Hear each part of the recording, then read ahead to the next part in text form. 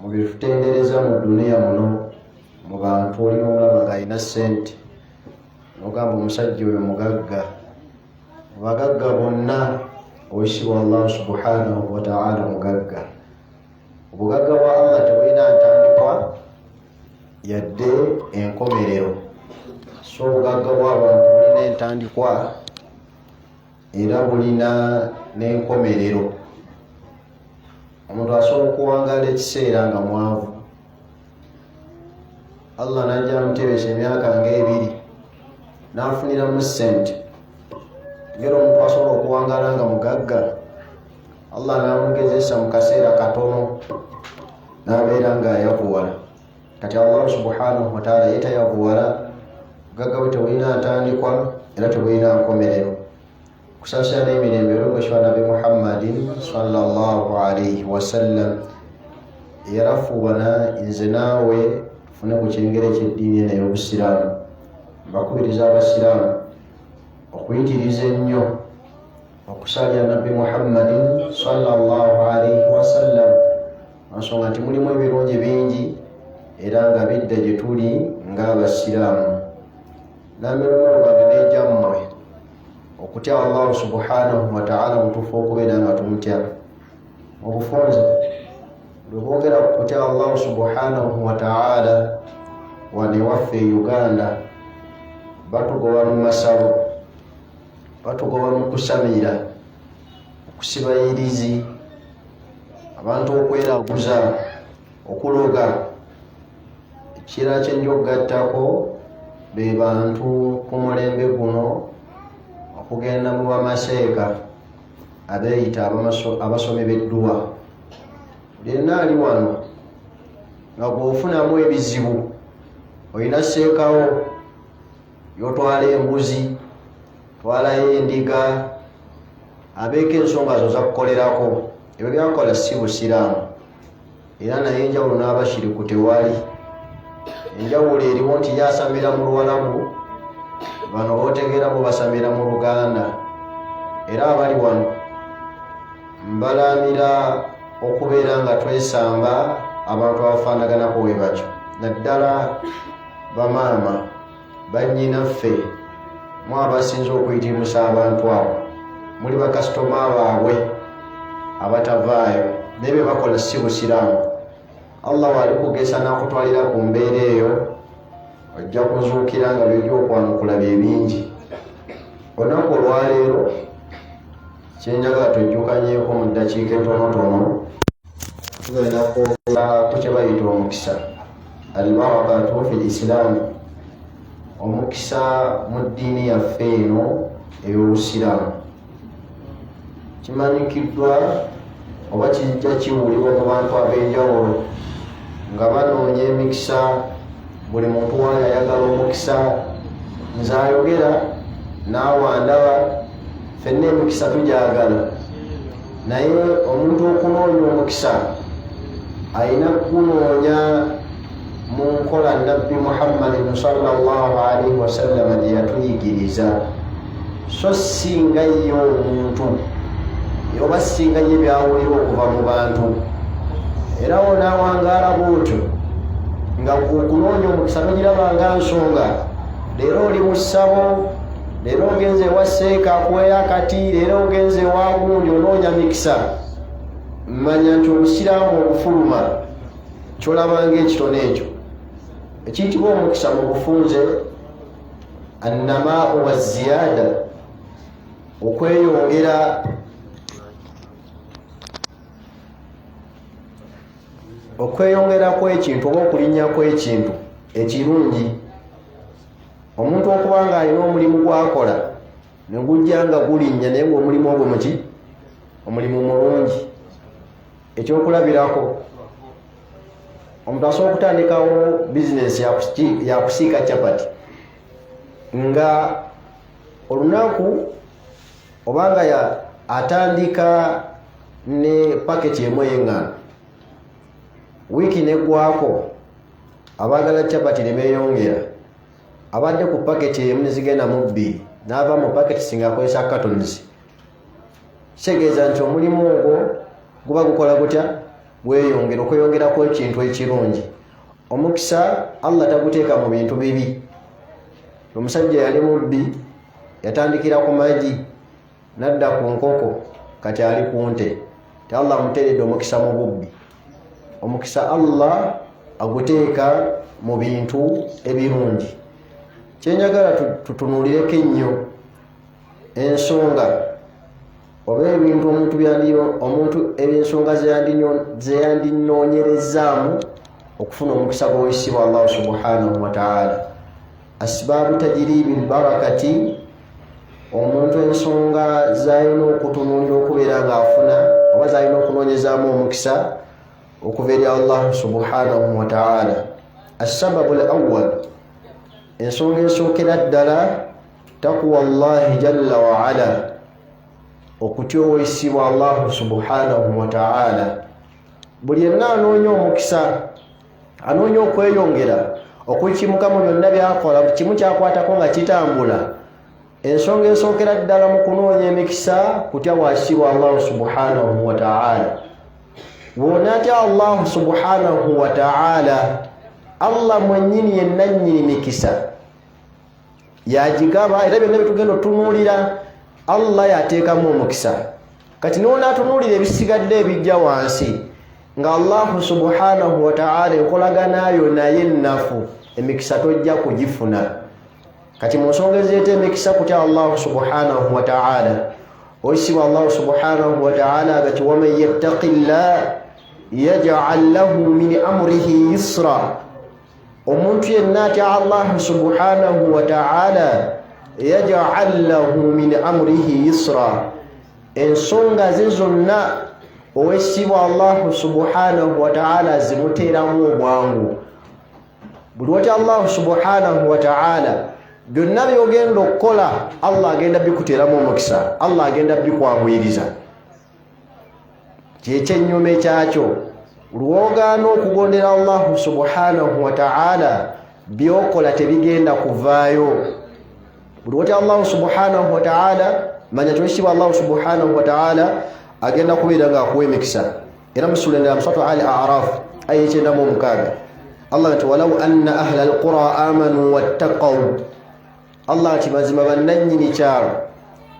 Ekitiibwa Allah subhanahu wa ta'ala ayogera ku Bayisirayiri be yasindikamu nabbi ow'ekitiibwa, ne bagaana okubeera nga bamukkiriza, ne bagaana okubeera nga bamuwa ebiseera.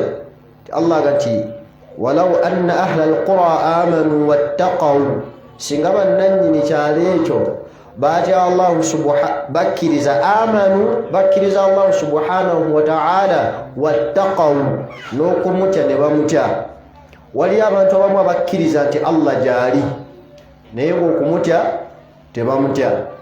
Waliwo basiraamu bannaffe betuwangalawo ng'akimanyi nti Allah gyali naye ng'ebikolwa byakola tebiraga kutyani wakitiibwa Allah subhanahu wa ta'ala. Ng'omwana asobola okubeerawo ng'akimanyi nti alina kitaawe naye nga kitaawe tamuwa kitiibwa, naye ng'akakasa nti taata we akola atya, taata we gyali. Kati omuntu singa akkiriza Allah subhanahu wa ta'ala n'okumutya n'amutya, Allah ati lafatahna alayhim barakatin minas sama, Allah yali wakubaggulirawo emikisa okuva mu ggulu, wal ard n'okuva mu nsi muno. Omuntu bw'atya Allah subhanahu wa ta'ala, Allah akussaako emikisa okuva mu ggulu, Allah akussaako emikisa okuva mu dunia muno mwe tuwangaalira.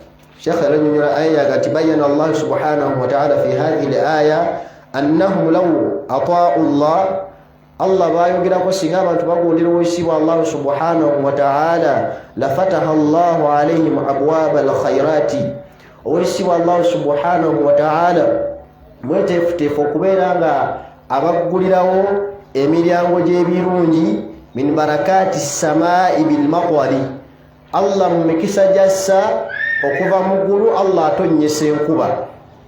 Kyova olaba nabbi Nuuhu alayhi salatu wassalamu mu bigambo bye yagamba abantu be, faqultu astaghfiru rabbakum innahu kana ghaffara yursili samaa alaykum midrara. Nuuhu alayhi salatu wassalamu yagamba abantu be bayitirize nnyo istighfar, bakkirize owekitiibwa Allah subhanahu wa ta'ala, Allah senkuba eva mu ggulu nga yamugiriŋŋanwa. Oweekitiibwa Allah subhanahu wa ta'ala okutonnyesa enkuba gye gimu ku mikisa Allah subhanahu wa ta'ala gy'ajja mu ggulu ng'agissa ku duniya wano. Wa barakaatil ard, n'emikisa gy'omu nsi wano binnabaati wa thimari, Allah okutuyinjiwaliza ebimera, emmere gye tulya n'ebibala. Omuntu okuba nga mulimi oba abantu okubeera nga bakkiriza Allah subhanahu wa ta'ala, zimu ku nsonga Allah zayisirizaako okubeera nga atussiza emikisa gye.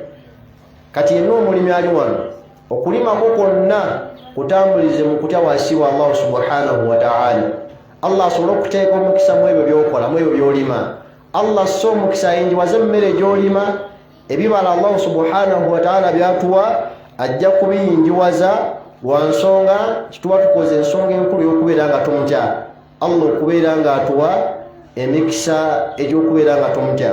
Kati ensonga esooka mu kutya Allah subhanahu wa ta'ala mulimu emikisa. Lw'okola Allah by'ayagala, Allah naawe agenda kukolera ebirungi by'oyagala. Ensonga ey'okubiri evaamu emikisa gy'oweekitiibwa Allah subhanahu wa ta'ala, tilawatul Qur'an, okubeera nga tusoma Qur'ani. Yenna anoonya emikisa gy'oweekitiibwa Allah subhanahu wa ta'ala, weekwate mu kusoma Qur'ani ey'ekitiibwa. Zimu ku nsonga, bimu ku bintu Allah subhanahu wa ta'ala kitabo Allah abeera nga akissaamu omukisa. Qur'ani ekitabo kyaffe ng'Abasiraamu kirimu emikisa, era omuntu okubeera nga akiragajjalira nga takisoma afiirwa barakaati Allah subhanahu wa ta'ala ze yandimuwadde okuva mu kitabo ekyo. Oweekitiibwa Allah subhanahu wa ta'ala nti wa hadha kitabun anzalnahu mubarakun musaddika alladhi bayna yadayhi, wa hadha kitabun anzalnahu mubarakun. Ekyo ekitabo Allah subhanahu wa ta'ala yakissa nga kya mukisa, nga kya mazima eri abo bonna abanakyekwatako. Kati mu kusoma Qur'ani, omuntu okuwaayo ebiseera bye n'asoma Qur'ani, Allah ng'amwongera emikisa mu buwangaazi bwe, mu mirimu gye gy'akola na byonna by'atambuliramu. Oweekitiibwa Allah subhanahu wa ta'ala ng'akussaako emikisa gye. Bannange, oba tugamba nti mu Qur'ani mulimu emikisa, tulina kuginoonya nga Nabbi Muhammadin sallallahu alayhi wa sallam we yatugamba okubeera nga tuginoonya, so si nga ffe bwe tulowooza. Omuntu ali wano yenna nga wakwata Qur'ani n'ogiyuzaamu olupapula n'ogisiba abamu bazisiba mu buveera, abalala mu bigoye, n'ogisiba mu bizinensi, nga Yeseeka bw'atyo bwe yakugamba nti ogenda ofuna emikisa ako kafu. Yenna anaasoma Qur'an, yenna anaafuna emikisa gya Qur'an, olina kugisoma na kugikolerako. Wabula omuntu okukwata Qur'an n'agitimba mu nju, era ogenda mu maka g'Abasiraamu abamu osanga ku bisenge kuliko Ayatul Kursiyu, kuliko Suratu Yaasiini n'ebirala. Anoonya mikisa gya waasibwa Allah subhanahu wa ta'ala. Kituufu mu Qur'ani mulimu emikisa, naye okufuna emikisa gya Qur'ani na kugisoma. Era buli ali wano nga tomanyi kusoma Qur'ani, weerwanirwaneko ove mu duniya eno ng'omanyi okusoma Qur'ani, kuba olina ebirungi by'ofiirwa. Kati yenna anoonya emikisa gy'oweekitiibwa Allah subhanahu wa ta'ala, noonya emikisa na kusoma Qur'ani, wabula si kugyesiba, si kugitimba ng'abalala we bakola. Nga gwe wagenda gye wagenda nabagamba nti Qur'ani eno erimu emikisa, ogenda kukola booti ne booti, abalala bagibawa ne bagigaaya, bakuwandiikira oba ne bakuyizaamu akapapula oli n'awagaaya Ayatul Kursi. Lwaki? Nga egenda kumugyamu ebizibu, egenda mufulumyamu ebicaafu byonna ebiri mu mubiri. Qur'ani okufuna emikisa gyayo kubeera nga tugisoma. Oweekitiibwa Allah subhanahu wa ta'ala mu Suratu Al-An'am nti wa hadha kitabun anzalnahu mubarakun fattabi'uhu. Oweekitiibwa Allah agamba nti wa hadha kitabun anzalnahu, agamba nti ekyo ekitabo kye twassa mubarakun nga kya mikisa, fattabi'uhu, mubeere nga mukigoberera. Omuntu okubeera nga obulamu bwe ensonga ze zonna azigobereza Qur'an, nga bamugamba nti Allah mu Qur'ani agamba bwati kino yakigaana omusiraamu n'agonda nsonga ku nsonga ezigenda omuleetera emikisa ngera omusiraamu wakalwa Allah ng'akwatamu ne bagamba nti Allah yagaana riba musiraamu gwe nti era aya egamba bweti ne bweti musiraamu n'agamba nti tebikola ne bagamba nti musiraamu gwe mu kuwasa Allah yakugamba bano ne bano ne bano tobawasa abasigadde bali halali gy'oli noga nti nze nga nsubuga ow'emmamba asobola kuwasa nansubuga Qur'ani Allah agituteerawo tugikkirize mu kugikkiriza tugisome tugoberere n'ebyo bye tuba tusomye kati simanyi gukkirizaako ebimu n'obigaana mu Qur'ani gujjamu ebikwanguyira byolaba nti bikuyisaawo byolaba nga bye bakugaana ng'ataawo owakanya tinanoonya emikisa gya Qur'ani weekwate ku kugisoma ojja kubeera ng'ofunye emikisa gy'oyisibwa Allah subhanahu wa ta'ala era mu birungi bya Qur'ani eyo abaffe abatudde wano Qur'ani ddagala Allah yagissa gye tuli tubeere nga tujejjanjabisa nayo wabula era ezijanjaba Nabbi Muhammadin sallallahu alaihi wasallama yagisomesa lwaki kino nkirwako ku mulembe guno abaseeka bakubi b'ebitabo beeyambisa akanyumira akagamba nti tujjanjabisa ki salamu alaikum bagamba tujjanjabisa ki tujjanjabisa Qur'ani enzijanjabisa ya Qur'ani ngyeri entuufu wabula ate bo bakola ekyennyume kyayo talagwangako Nabbi Muhammadin sallallahu alaihi wasallam n'abamuddira mu bigere n'abalongoofu abaatukulembera nga batuma abantu okuleeta Qur'ani bazuzeemu empapula babeere nga babateerako obukwakulizo babeere nga bazijjanjaba nabo Allah kyeyagamba nti wanunazzilu min alqur'ani ma huwa shifaa'un wa rahmatan lilmu'minin Allah subhanahu wa ta'ala yassa mu Qur'ani eyo nassaamu eddagala era nga kyakusaasira eri abo abamukkiriza kati ova wano noonya omuntu ayinza kwejjanjabisa atya Qur'ani kyenyinza okukuwaako ekisookera ddala waliyo kye batulimba nakyo lukuya osanga wano omuntu nga bamutomeza okuguza lita 11 ey'amazzi aga lukuya nagikuguza emitwalo nga 5 twala 3 n'ogiwaayo ekkulani entono omusiraamu gwe gy'omanyi Suratul Ikhlasu Suratul Nasi mu butono bwazo aya z'omanyi mu Qur'ani sura z'olina mu Qur'ani nawe mwennyini omusiraamu osobola okuzejjanjabisa Allah yatuwa eddiini yaffe eno ey'obusiraamu nga buli muntu agiganyulwamu Qur'ani eno oba eddiini yaffe eno ey'obusiraamu si bantu balubatu nti bo bokka be balina enkizo ku yo okubanga olina ebikuluma nga bagambye nti soma lukuya ddayo ewaka kwata amazzi g'onywa nga somyemu Suratul Al-Fatiha Ayatul Kursi Suratul Ikhlas Nasi Falaki nywa amazzi ganaabe mu mutwe ganaaze abaana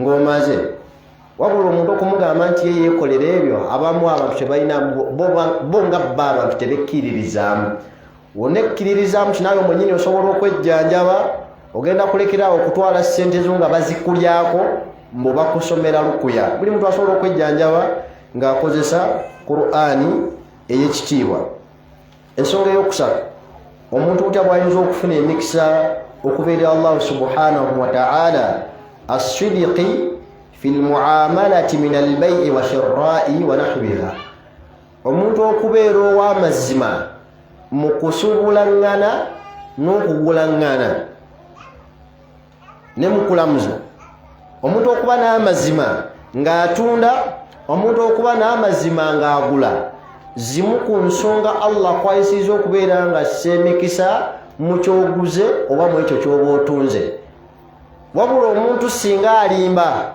emikisa Allah subhanahu wa ta'ala agijjamu mu ekyo kyaba atunze oba mu ekyo kyaba aguze nga wagamba nabbi waffe Muhammadin sallallahu alaihi wasallam albay'ani bil khiyali ma lam yatafarraqa fa in saddaqa wa bayyana bulika rahma fi bay'ihima wa in kadhaba wa katama muhiqat barakatu bay'ihima agama nabbi wa Muhammadin sallallahu alaihi wasallam albay'ani bil khiyal abantu okugulangana mu bulungi ma lam yatafarraqa ne batawukana waliwo abantu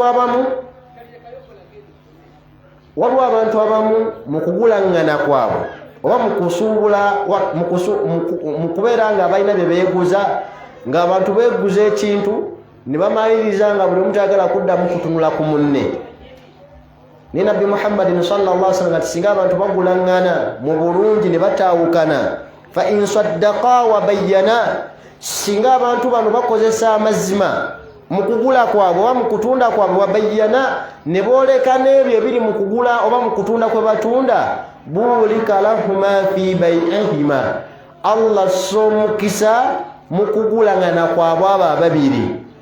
Kyavaga bati wa in kadhaba wa katama, abantu era singa bakozesa obulimba, omuntu nakozesa obulimba mu kusuubula oba mu kugula, owesibwa Allah subhanahu wa ta'ala ajjamu emikisa mu ebyo bye baba balikwamu bye baba bagulangana wakati waabwe.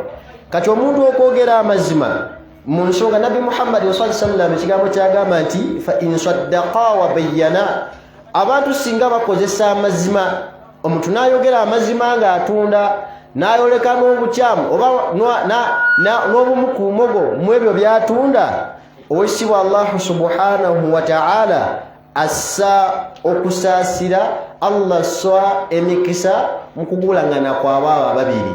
Kikyentegeeza omuntu asobola okubeera ng'alina botiiki atunda ngoye ng'amanyidde ddala nti kino ekiteeteeyi kyentunda kivaamu langi, ng'amanyidde ddala nti eno matiriyo gyentunda si nnungi, naye omuntu najja musiramu ne najja nti wallahi sifunako.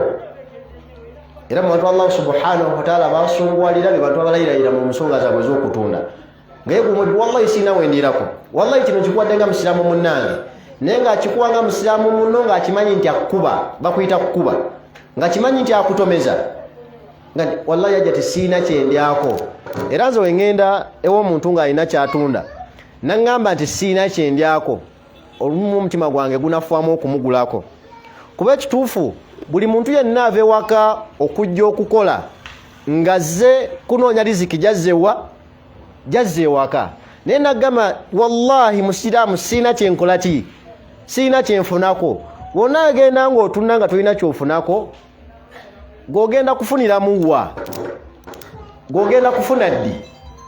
Naye omuntu abeera waawo n'alayira ng'amanyidde ddala nti kyakugamba akifunako kiri munakamogo. Kati n'oguza omuntu ekiteeteeyi nga kivaamu kkala, n'oguza omusajja essaati nga matiriyo gy'omuguza gye bambi abadde amanyi ndala, ebyengoye tabitegeera, gwe gweyesize gwali mu ngoye, n'omaliriza ng'omutomeza n'agenda ng'anakuwadde. Eyo engulangana bwekyo oba okutunda bwe kutyo, owesibwa Allah subhanahu wa ta'ala tassaamu mukisa. Wabula omuntu singa ayogera amazima nga Nabbi Muhammadin sallallahu alaihi wasallam waagala ati fa in saddaqa wa bayyana, omuntu omugamba ekituufu ekiteeteeyo kye kyesibyeko naye kivaamu langi, ekyantimatiriyo si nnungi, esiiwuuka, ogenda kyoza enjoza 3 kisiiwuuke kiggwewo.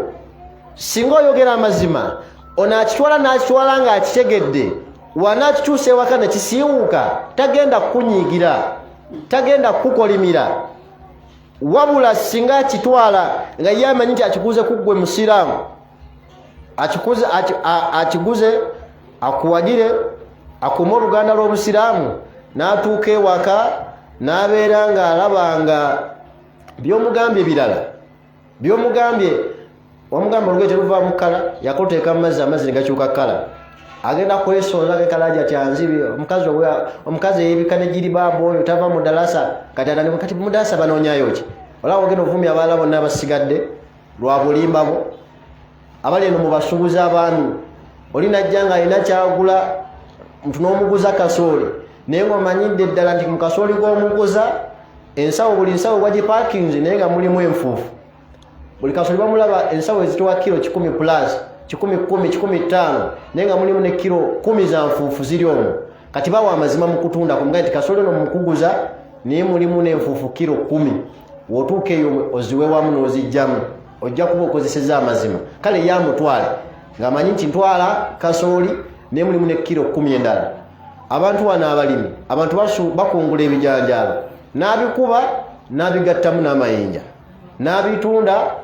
Golowooza otwala ensawo ensawo ya bijanjaalo n'otuuka ewaka nga wagula ebijanjaalo kilo 9 n'olondamu amayinja kilo 15.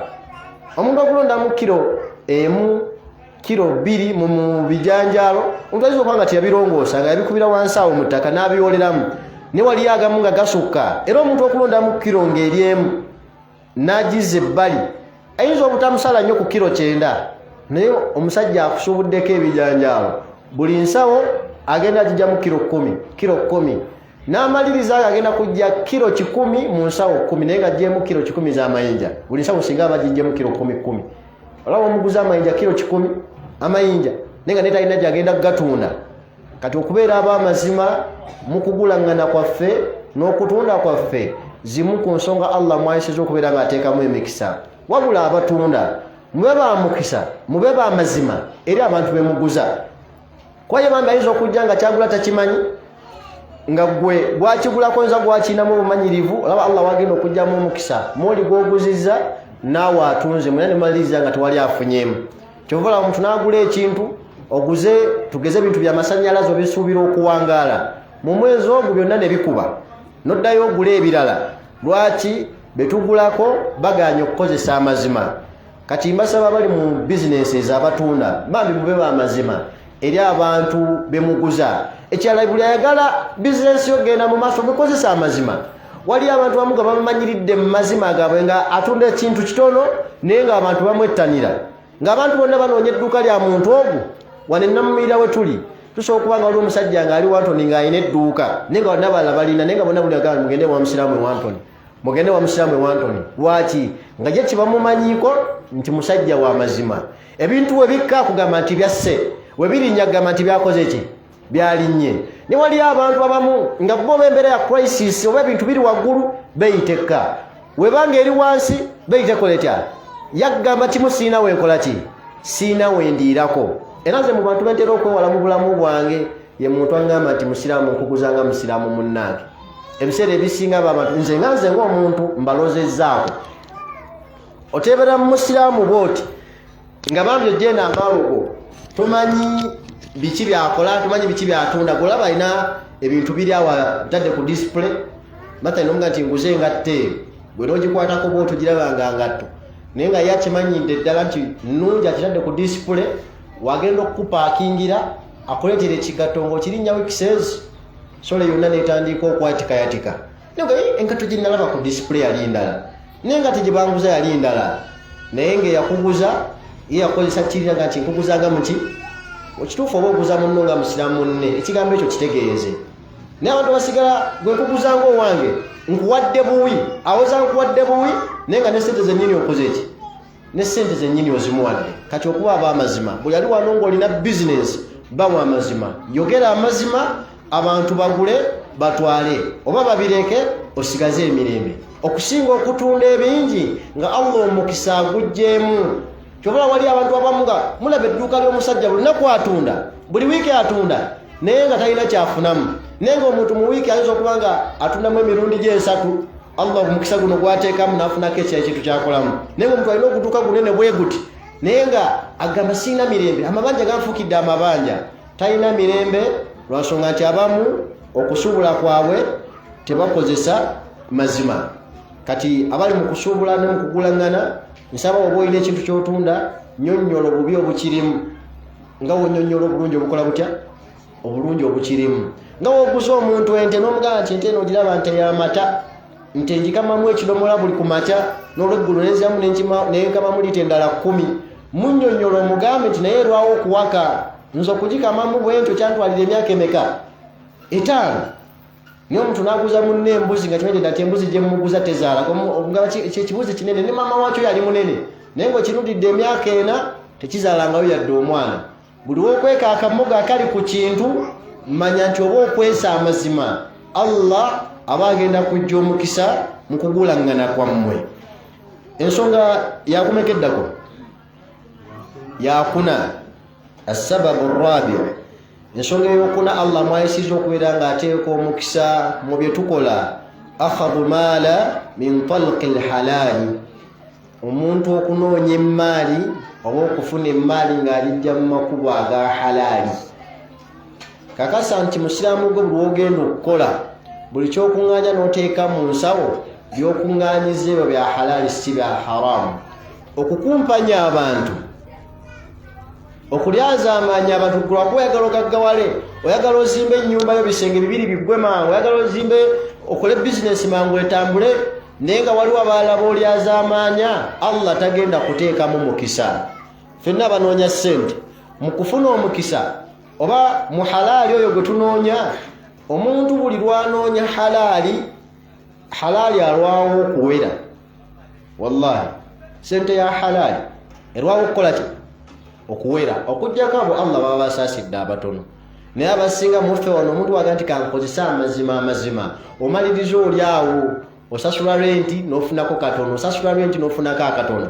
Naye abantu nga bali mu haramu, ng'ennoonya yaabwe okunoonya kwabwe sente zaabwe bazinoonyeza mu haramu, mukimanye nti muggalawo omulyango gw'emikisa mu mirimu gyammwe oba mu maali yammwe gye mukuŋŋaanya. Ngambye nti halaali alwawo okuwera, naye waawera tamala gagenda. Ate haramu ayanguwa okuwera. Wallahi omuntu ng'alyawo nga ye mukumpanya neyeewolako ono ogenda okuwuliza nti aguze poloti, ono yamuweerako miliyoni 2, ono n'amuweerako 3, ogenda okulaba nti n'okuzimba azimbye. Olumaliriza nga bagamba nti embuyaga we yazze akasolya nekola etya nekatwala.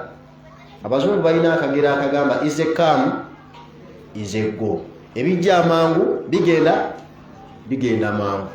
Kati kakakiriza ofune emmaali ng'oginoonya mu makubo aga halaali mpola Allah agenda teekamu omukisa okusinga okunoonya ebingi naye ng'obinoonyeza mu haramu. Agamba nabbi waffe Muhammadin sallallahu alayhi wasallam nti faman yakhudha mala bihaqqihi yubarika lahu fihi, omuntu yenna anoonya emmaali bihaqqihi mu butuufu bwayo oba mu mazima gaayo, yubarika lahu yubarika lahu fihi, wesiba Allah subhanahu wa ta'ala muteeramu omukisa. Kyava nti waman yakhudhu maalan bighayri haqqihi, era omuntu yenna afuna emmaali, omuntu yenna anoonya emmaali mu makubo agatali matuufu, famathaluhu kamathali alladhi ya'kulu wala yashba, ekifaananyi kye kiringa ng'omuntu alya naye nga takkuta. Omuntu nga ye buli akamusala mu maaso akola atya? Akalya naye nga takola atya? Takkuta. Ye muntu anoonya emmaali mu makubo aga haramu. Ye buli kamu ayagala akafune eno, naye amaliriza talina kyakoze ki? Talina kyatebenkedde nakyo.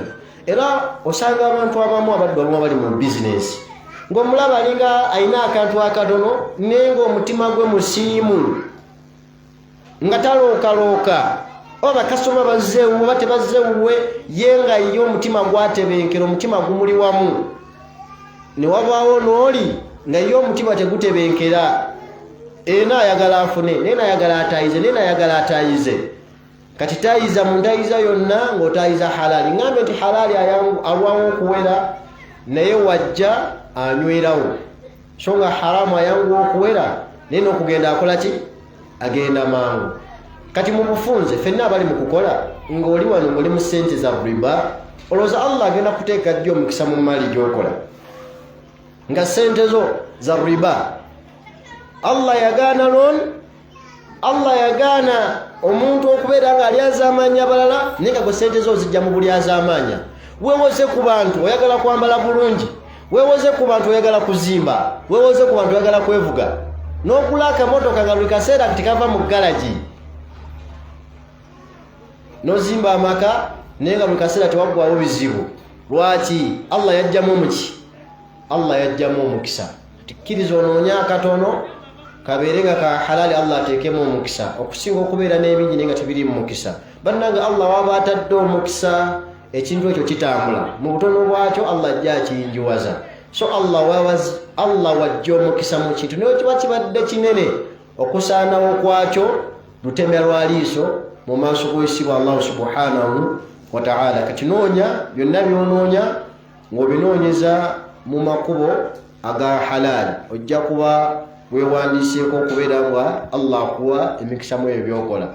Abakozi abali wano ngambye nti noonya byonoonya ng'obinoonyeza mu makubo aga halal. Inna Allaha tayyibu la yaqbalu illa tayyiban. Oyisibwa Allah subhanahu wa ta'ala mulungi, takkiriza okujja kakkiriza birungi byereere. Allah okukkiriza akutere omukisa mu maali gy'okola erina okuba nga ki? Nga maali nnungi, teriimu kunyigiriza bantu balala.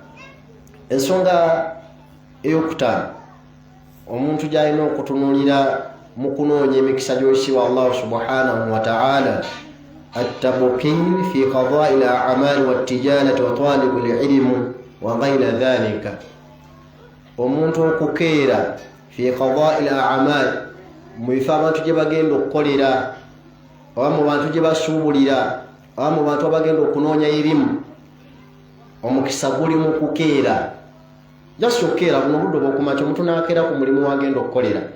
Yagamba Nabbi Muhammadin sallallahu alayhi wa sallama, burika ummati fi bukuliha. Allah yasse omukisa gw'ekibiina kyange mu kukeera kwabwe, oba mu kukeera kwakyo. Omuntu okukeerako gy'agenda okukolera zimu ku nsonga ezeeta Allah okubeera nga assa emikisa mu ebyo by'agenza okubeera ng'akola.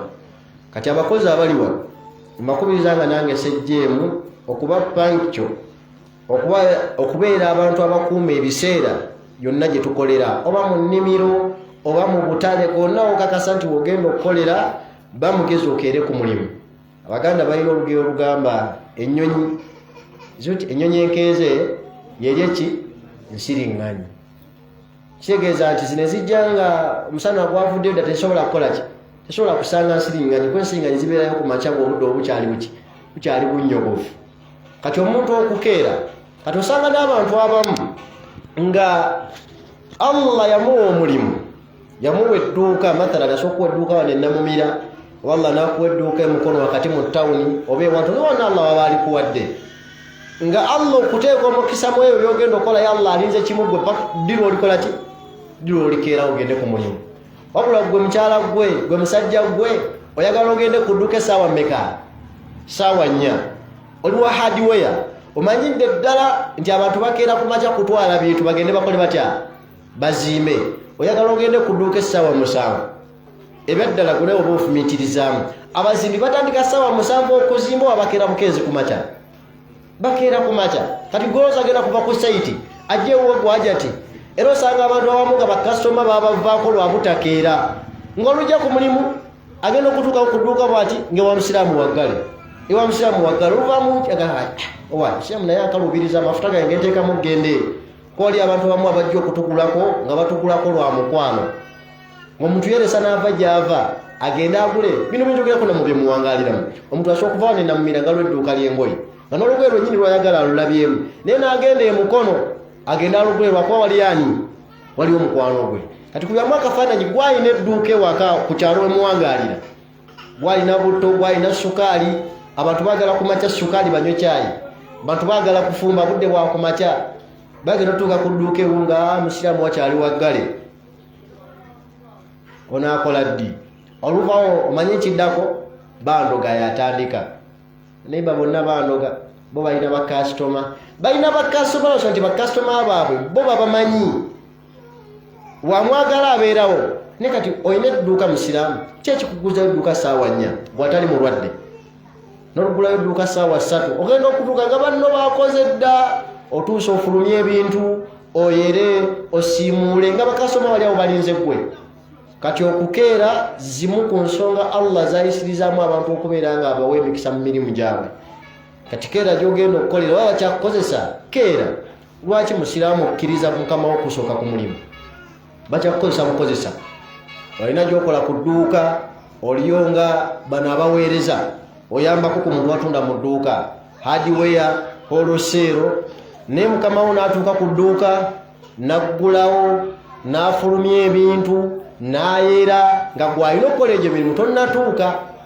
Olutuuka ku buli munagala namanyi musiraamu tetugenda sobolangana.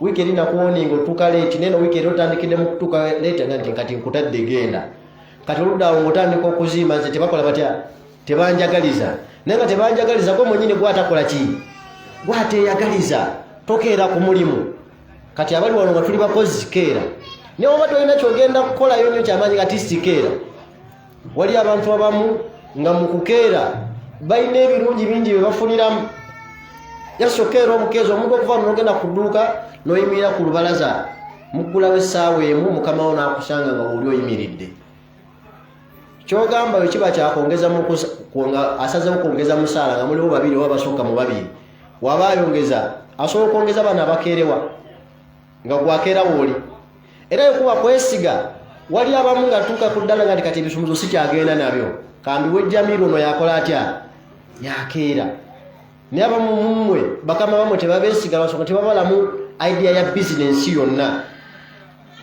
buli kaseera oba olowooza mu kwebaka bannaye twandigaddewo tugende twebake buli kaseera olowooza kuggalawo tugende tukoleki era mukama wange musajja ono alina amagezi mukyalo ono alina amagezi sawa y'abakasitoma yaga tugende tukoleki tugende twebake naye asobola okukulekera ebisumuluzo nagamba leero omusiraamu siriiwo naye kusaba okeera ogenda okugulewo abikulekera bakimanyi nti onsonga okola otya okeera nabbi waffe muhammadin sallallahu alaihi wasallama obulamu bwonna yalinga akeera umar bnu khattabi omu yasikanganako omugwa ne mutabani we abdullah gwakudda mu buliri kwebaka ng'amaze okusala eswala yaki ya fajiri era yamubuuza tokimanyi nti bino ebiseera bye tulimu allah masize emikisa kati ate gweoyagala okumala okukola omala okusala fajiri oddeyo mu buki oddeyo mu buliri atisti beeraawo weebuzeebuza ofune ebintu byokola naye nga okedde abalina abantu nga bakola abakyalo omwami mukubiriza agenda akole akeere ku makya agenda akole naye musajja n'abeere waka ssaawa 5 tagenda ku mulimu oluvaawo nadda ku mwenda nga sente zibuze mirimu tegiriiyo gyeyandikedde mu basajja banne ku makya bamugaye nti tulina omulimu guno oba guno oba guno tayagala keera kuba bonna abantu abagenda okukola bakeera budde bwaki budde bwa ku makya abakozi babanoonya ku makya ogenda mu bitundu ebyebyalo ebyo webito omuntu afuna abantu anoonya abavubuka bagenda okulima abanoonya budde bwa ku makya gwe ssebo ove waka ssaawa 7 oyagala bakunoonya ogenda okole abantu bonna ku makya bakulawo amaduuka oyagala ove waka ssaawa 5 ogenze kunoonya mulimu kati okukeera zimu ku nsonga ezisibwa allahu subhanahu wataala zassaamu emikisa singa abantu baba bakyekutteko mukeere mu bifo byemukoleramu mukeere mu bifo byomuganyulwamu ebimunoonyezaamu riziki yamu ensonga endala ensonga ndooza ya 6 oyisibwa allahu subhanahu wataala mweyassa omukisa zaitu zaituni omuti omuzaituni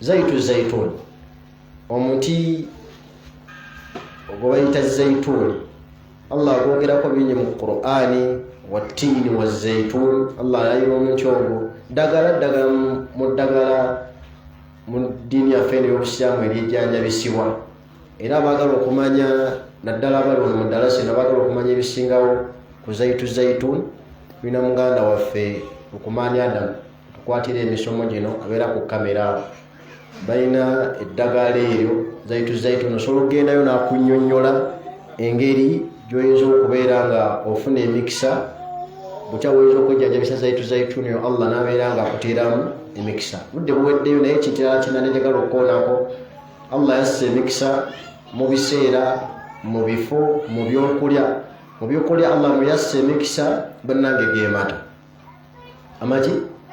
amata abantu abali wano bakubiriza okunywa amata tolinda kusooka kulwala simanyi oba abasiraamu bawano namwe mukyalina entegeera eri nti omuntu okunywa ku katunda omuntu okulya ku nkoko omuntu okunywa ku mata alina sooka kukola ki kulwala mu byokunywa allah mu byokulya ne mu byokunywa allah mweyassa emikisa allah yassa omukisa mu mata naddala oba onoonya amata g'eŋŋamiya eŋŋamiya erina naye ebyayo bingi bwe gaba gabuze tunoonyegana amata agaffe gano ag'ente wano tusinga kuba n'amata ga nti nawali ebitundu biranga osangayo amata nga ga mbuzi kyesimanyi endiga oba endiga nayo bagikama seka endiga bagikama tokirabangako kituufu nange sigawulirangako ag'endiga naye osobola okugasanga kuba gali halaali Allah mu bisalo byakkirizibwa okulya byakkiriza okulya yakkiriza n'amata gaabyo nga bwe kiri nti byafuula haramu okulya n'ebisigadde yabifuula ki yabifuula haramu. Kati amata abali wano mu kunoonya emikisa munywa amata ago ddagala naye osanga wano omuntu ng'akola aggwawo naye nga n'okwerekereza wano Uganda ndowooza kati amata ga 100 okwerekereza ennusu 100 abewaka olumu boonoone sekamwasi kwate 15,000 okulya abantu bewaka maki nga tebongedde mu mazzi kwana amata ge Uganda olwedde ogenda okagula nga galimu amazzi naawe n'oyongeramu n'omwana n'omuwa naye wakulaba nga totunudde naye n'ayongeramu kati oba ne mubanga kati munywa bunywikala kati gula kwedde bakama bafa bagasaplayinga abamu bongeramu amazzi ate amata getutegeeza naye munywa amata gano aga liquid wena agamba ag'amazzi kiyinza obutavaayo sigamba amata gano ag'emikebe gano amata getwogerako ge mata gano ge bakamya obuti gana gatali makolerere bimu kwebe Allah subhanahu wa ta'ala byassaamu emikisa.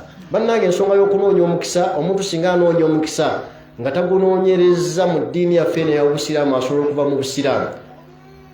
Era abakyala abali wano nammwe abali wano mu bitwogedde ebirimu omukisa ku nsonga zetwogedde 6 oba 7 tetulabyemu muntu kugenda waseka kumuwaayo kati ng'abantu abeeranga nti nanoonya omukisa mu bizinensi ye sembera no ku motoka ofuna akazigo ka 10 meka ka 12 yenna abirina wobirina wova noddayo obisuule woogaana byokola si busiraamu yenna anoonya emikisa goberera bino insha Allah natuzemu kusikana mu darasa endala tujja kwongera ku nsonga ezo. Barakallahu fikum wa jazakumullahu khairan. Assalamu alaikum wa rahmatullahi wa barakatuh.